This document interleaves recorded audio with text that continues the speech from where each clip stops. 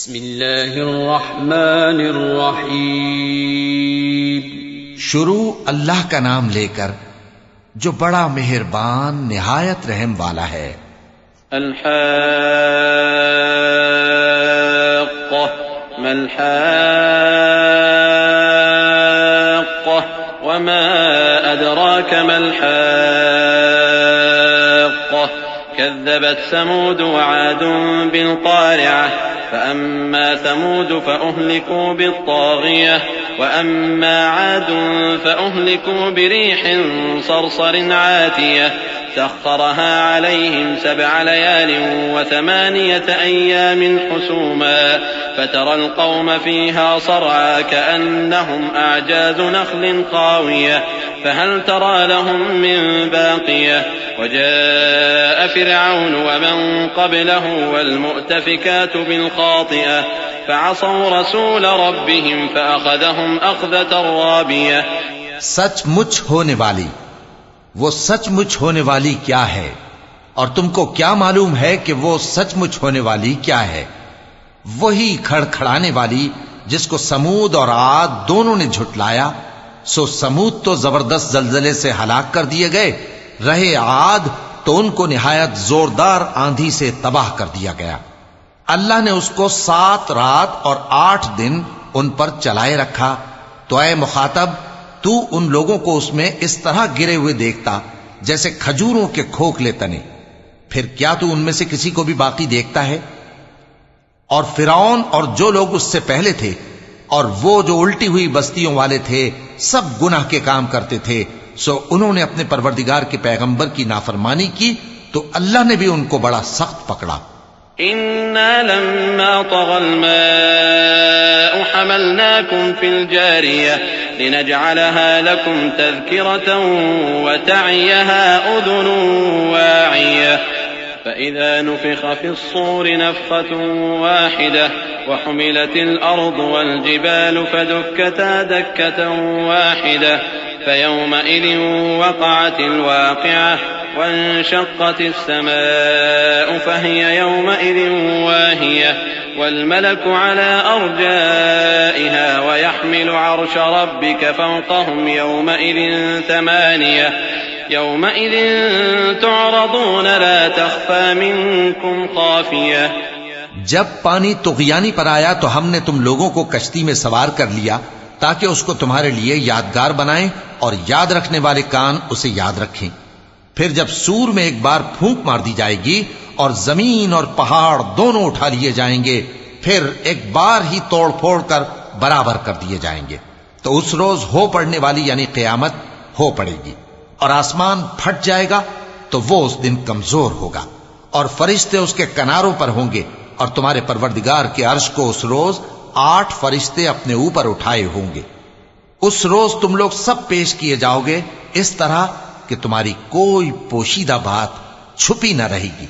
فأما من أوتي كتابه بيمينه فيقول هاؤم اقرءوا كتابيه إني ظننت أني ملاق حسابيه فهو في عيشة راضية في جنة عالية قطوفها دانية كلوا واشربوا هنيئا بما أسلفتم في الأيام الخالية.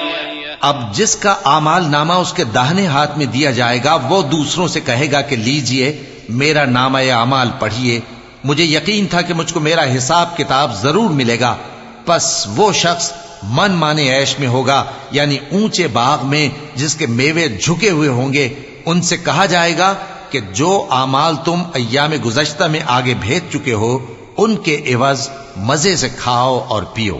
وأما من أوتي كتابه بشماله فيقول يا ليتني لم أوت كتابيه ولم أدر ما حسابيه يا ليتها كانت القاضية ما أغنى عني ماليه هلك عني سلطانيه خذوه فغلوه ثم الجحيم صلوه ثم في سلسلة درعها 70 ذراعا فاسلكوه. اور جس کا نامہ اعمال اس کے بائیں ہاتھ میں دیا جائے گا تو وہ کہے گا اے کاش مجھ کو میرا اعمال نامہ نہ دیا جاتا اور مجھے معلوم نہ ہوتا کہ میرا حساب کیا ہے. اے کاش موت میرا کام تمام کر چکی ہوتی. آج میرا مال میرے کچھ بھی کام نہ آیا، مجھ سے میرا اقتدار جاتا رہا. حکم ہوگا کہ اسے پکڑ لو، اب اسے طوق پہنا دو، پھر دوزخ کی آگ میں اسے جھونک دو، پھر زنجیر سے جس کی لمبائی 70 گز ہے جکڑ دو.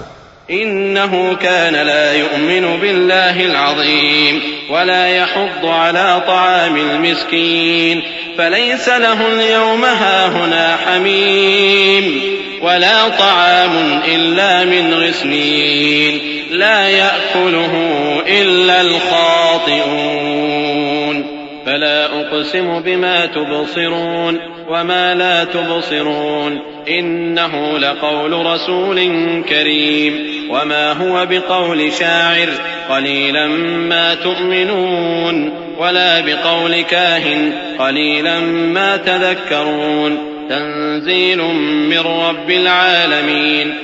یہ نہ تو اللہ عظمت والے پر ایمان لاتا تھا اور نہ فقیر کے کھانا کھلانے کی ترغیب دیتا تھا، سو آج اس کا بھی یہاں کوئی دوست نہیں اور نہ اس کے لیے کوئی کھانا ہے سوائے زخموں کے دھون کے، جس کو گناہگاروں کے سوا کوئی نہیں کھائے گا. سو میں ان چیزوں کی قسم کھاتا ہوں جو تم کو نظر آتی ہیں اور ان کی جو تمہیں نظر نہیں آتی، کہ یہ قرآن ایک معزز فرشتے کا پہنچایا ہوا کلام ہے اور یہ کسی شاعر کا کلام نہیں، مگر تم لوگ بہت ہی کم ایمان لاتے ہو. اور نہ کسی کاہن کا قول ہے، لیکن تم لوگ بہت ہی کم غور و فکر کرتے ہو. یہ رب العالمین کا اتارا ہوا ہے.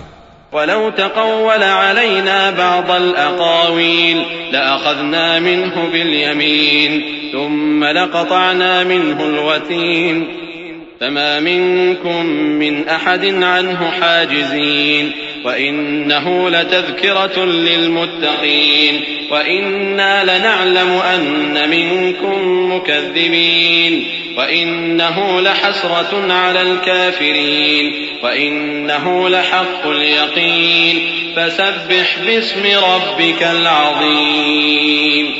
اور اگر یہ پیغمبر ہماری نسبت کوئی بات جھوٹ بنا لاتے تو ہم ان کا داہنا ہاتھ پکڑ لیتے، پھر ان کی رگے گردن کاٹ ڈالتے، پھر تم میں سے کوئی ہمیں اس سے روکنے والا نہ ہوتا. اور یہ کتاب تو پرہیزگاروں کے لیے نصیحت ہے، اور ہم جانتے ہیں کہ تم میں سے بعض اس کو جھٹلانے والے ہیں. نیز یہ کافروں کے لیے موجب حسرت ہے، اور کچھ شک نہیں کہ یہ یقین کرنے کے لائق ہے. سو تم اپنے پروردگار عظیم کے نام کی تسبیح کرتے رہو.